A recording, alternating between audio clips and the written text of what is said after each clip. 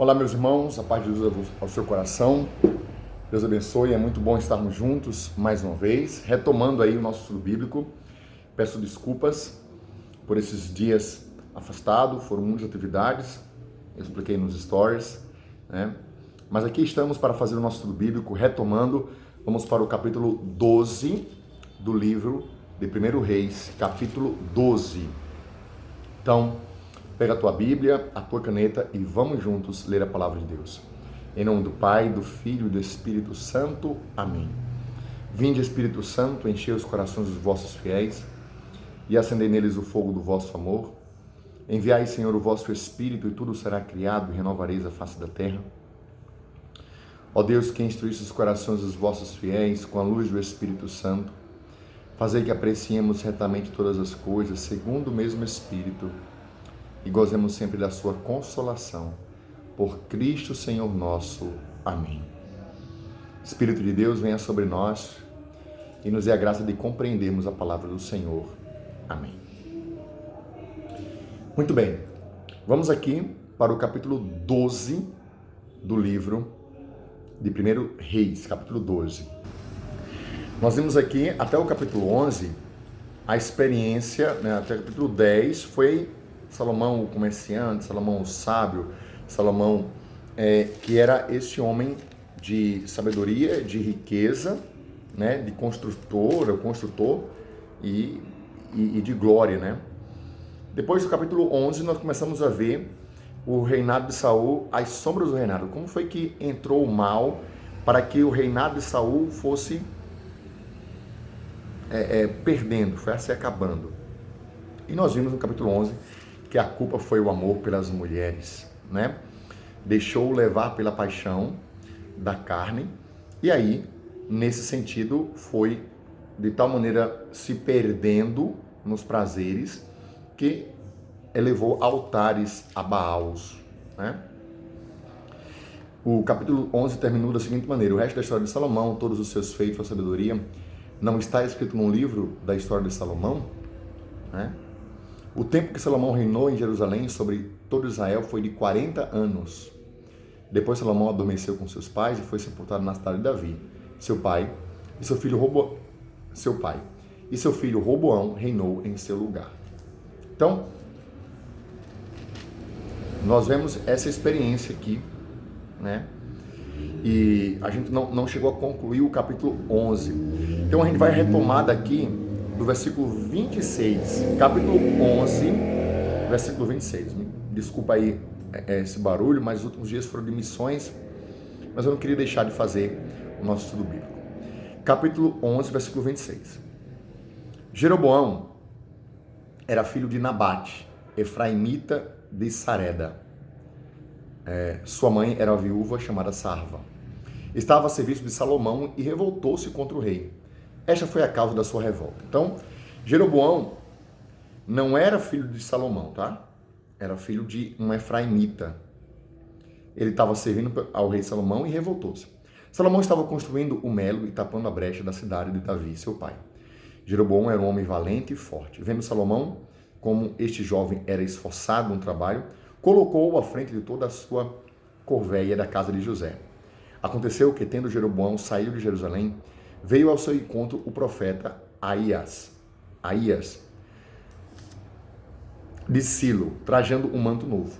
Os dois estavam sozinhos no campo. Aías tomou o manto novo que trazia e rasgou-o em 12 pedaços. E disse a Jeroboão: toma para ti 10 pedaços, pois assim fala Yahvé, Deus de Israel. Eis que vou arrancar o reino das mãos de Salomão e te darei 10 tribos. Mas ele ainda ficará com uma tribo por consideração para com meu servo Davi e para com Jerusalém, cidade que escolhi dentre todas as tribos de Israel. É que eles me abandonaram. Por que que Deus fez isso? Por que que Deus permitiu? Por que que Deus tirou das mãos de Salomão e deu à mão de Jeroboão 10 reinos das tribos de Israel?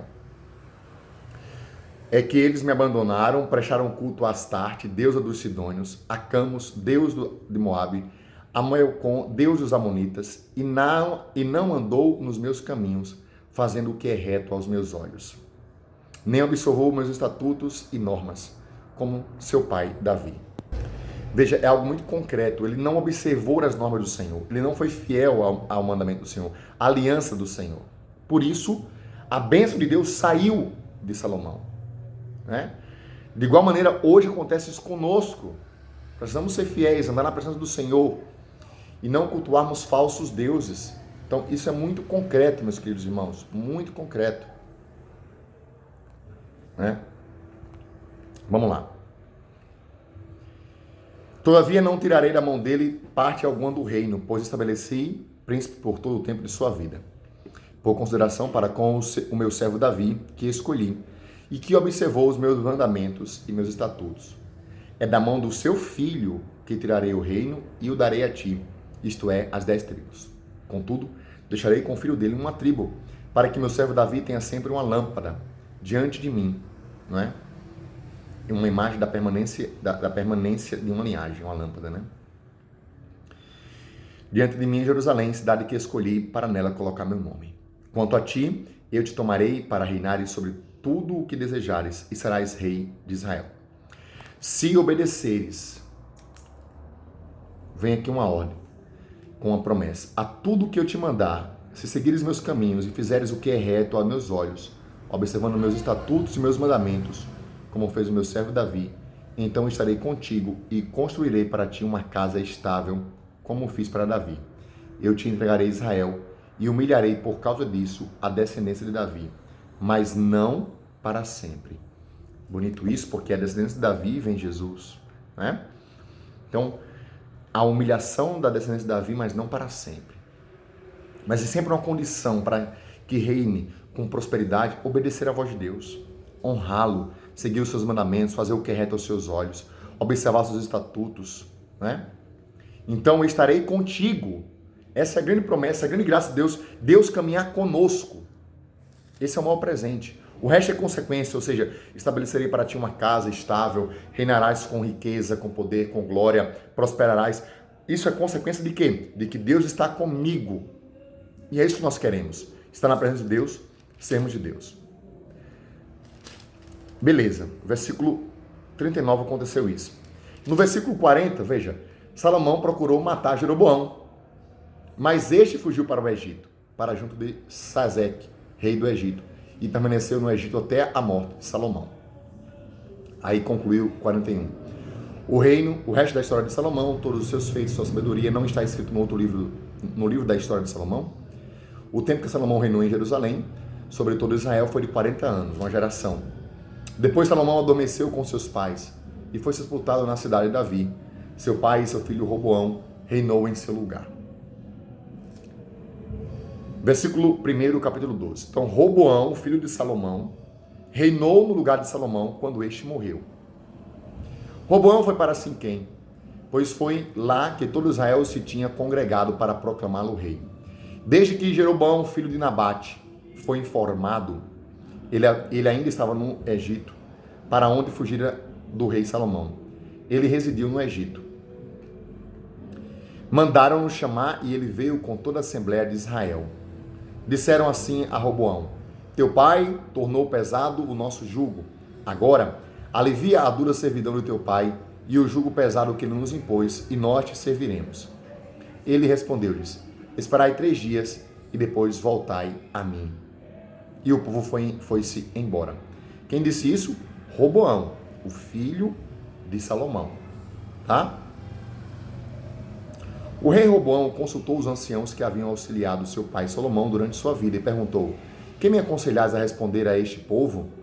Eles lhes responderam: se hoje te sujeitares à vontade do povo, se te submeteres e lhe dirigires boas palavras, então eles serão para sempre teus servidores. Mas ele rejeitou o conselho dos anciãos, que os anciãos lhe deram, e consultou os jovens que foram seus companheiros de infância e o assistiam. Então ele rejeitou o conselho dos anciãos, dos sábios, e consultou os seus amigos, os jovens. Então veja, a quem nós temos dado ouvido? Aos anciãos, aos sábios ou aos jovens impetuosos, imaturos, né? Veja, isso aqui é muito mais do que uma idade cronológica, é a questão de maturidade.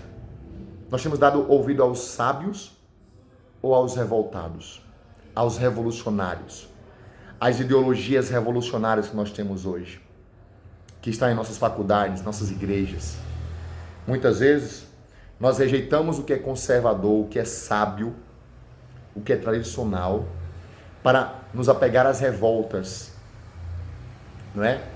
Aqui Roboão fez isso, não ouviu os anciãos e foi ouvir os jovens, né? Mas ele rejeitou o conselho dos anciãos que lhe deram e consultou os jovens que foram seus companheiros de infância e perguntou-lhes: quem me aconselhais que se responda a este povo, porque me falou assim? Alivia o jugo que teu pai nos impôs. Os jovens, seus companheiros de infância, responderam-lhe: eis o que dirás a este povo que te disse: teu pai tornou pesado o nosso jugo, mas tu alivia o nosso fardo. Eis o que lhe responderás: meu dedo mínimo é mais grosso que os rins de meu pai. Olha só. Meu pai vos sobrecarregou com o jugo pesado, mas eu aumentarei ainda o vosso jugo. Meu pai vos castigou com açoites, eu vos açoitarei com escorpiões. Veja, o cara se torna um tirano. Ele não é mais um rei, ele se torna um tirano. Percebe?